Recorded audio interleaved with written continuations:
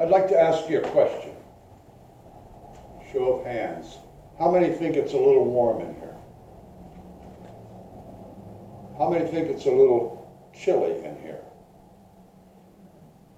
How many think the temperature is just pretty good in here? All of you are right.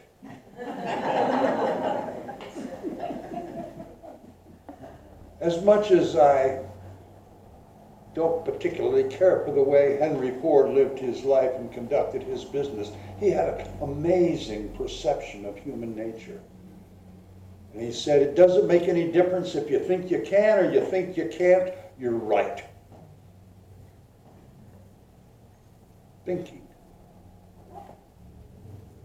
You know how often we are discouraged from thinking? Just turn on your television set. It seems like these big groups, governments, religions, any big groups, they want you not to bother to think. They're happy to do it for you. Our whole purpose here is to get you to think for yourself. To think. I heard something very disturbing the other day. Gave me cause to really ponder a bit. I don't remember where I heard it. It was on television or in a documentary or something. They said that probably in about the year 2050, the experts are going to tell us that the internet and this technological age, all the texting and the tweeting, is as harmful to humanity as smoking and drinking and drugs. And the reason for that, this person said, is because this virtual reality that the internet creates causes us to separate, to become disconnected from one another, from nature, from living things, and causes us not to think, but just affirm by what we say and what we look at, affirm the beliefs and thoughts that are already planted in our heads.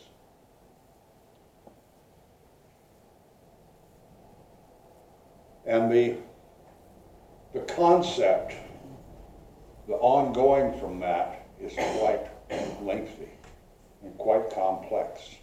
And I'm actually going to get into that over the next few weeks. But I'm going to talk about thinking. Our brains are for two basic reasons. One is to provide us a system to whereby we can survive. And the other is to provide a means for us to thrive.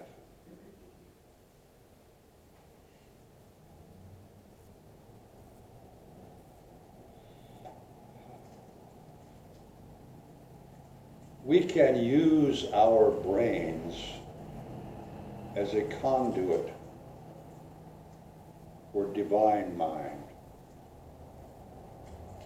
Or we can use our brains purely as a reactive survival system. It's our choice. I heard someone describe it that there are basically two kinds of thoughts that we have, two major categories. One is called fight and flight, and the other is called rest and repair.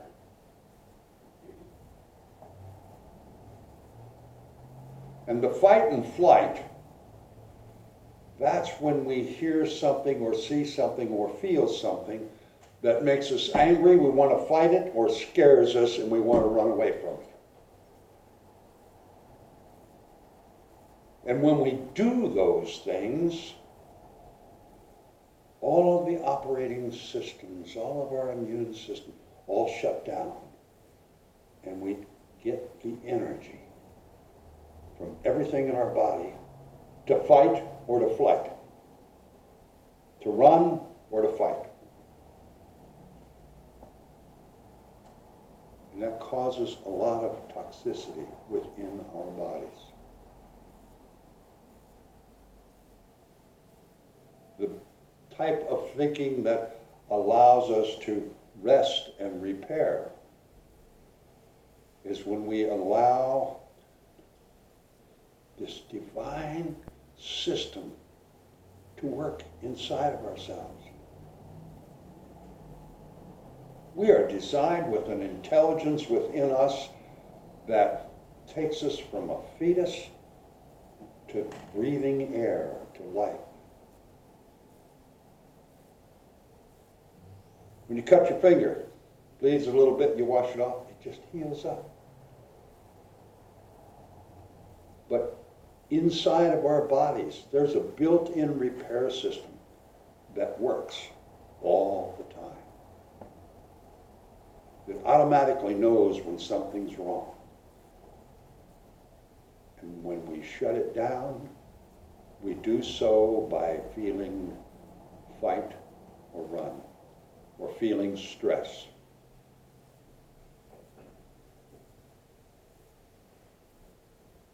And all of these things come from the way we choose to think.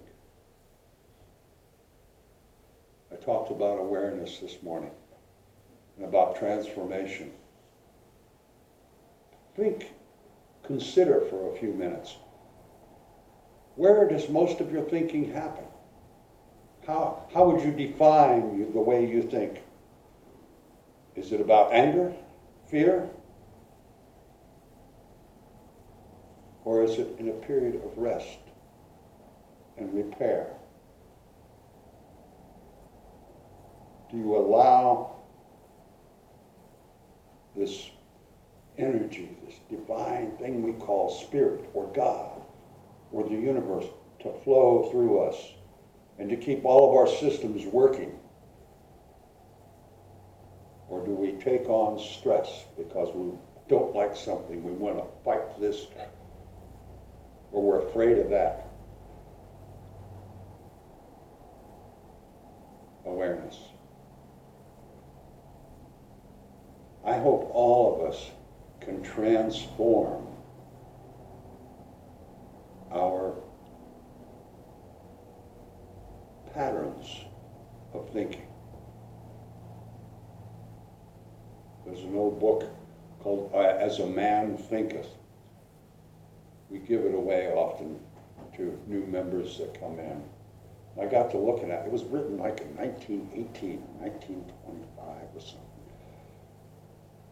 And it dawned on me that about 100 years ago, our Congress decided that women can thinketh too. So a lot of the patriarchal dudes are having a lot of trouble with that. But all of us have this brain that we can use to think. And for any of us to have transformation in our lives, have enrichment in our lives, expand our ability to understand things that we never understood before,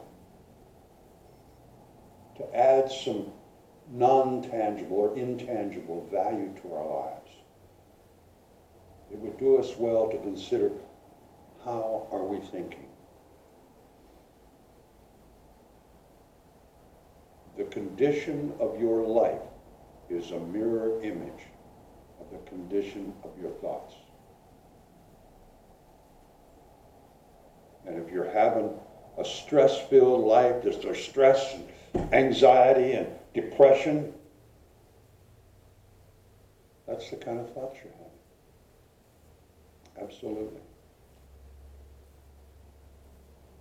We have this amazing gift that we can choose how we think.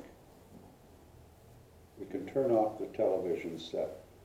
We can put down the newspaper. And we just come away from all that toxic turmoil, chaos. And just go in a mode of relax and repair. And be aware of how peaceful life can be and how rewarding life can be when we choose to think about the goodness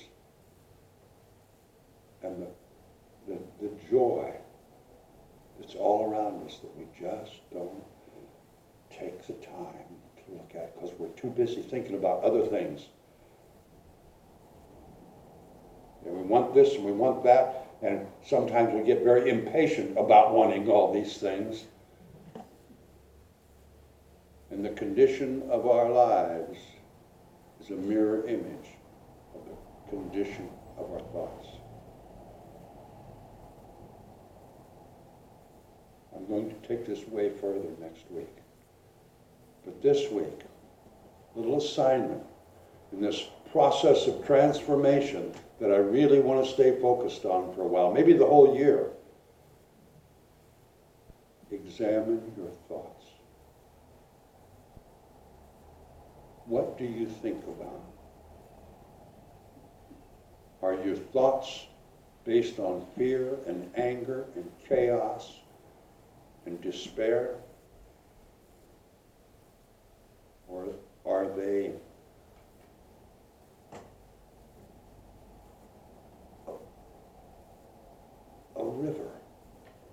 a river of what comes from the divine, what comes from spirit? Are they thoughts of compassion? Do you choose to think joyful, happy, contentment thoughts? Or would you rather just be angry and upset? It changes your whole perception and feeling of life, my friends.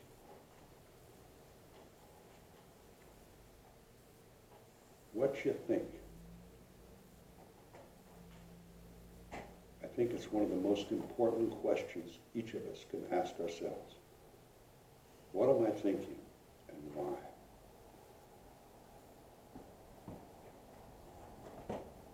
What's your perception of your life? What's your perception of the people sitting around you? Are you judgmental? Does it make you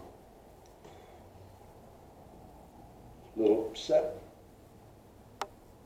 Or do you see another human being that's just like you, living life, having struggles, having joys, having sadness, having all these things in life that are there for a reason, because we are living, social, bonded together creatures.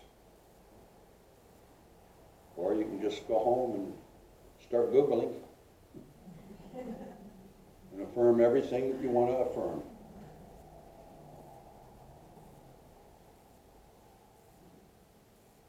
I hope all of you want to transform your lives as much as I want to transform mine. Because I've tasted the joy of the awareness of the divine. And there's nothing like it. It truly is sacred. Let's sing together what a wonderful world we have. And look at that world and think truly, not about the chaos, but about the wonder, the joy, all of the living beings that can come together and create such wonderful energy. Or not. What a wonderful world.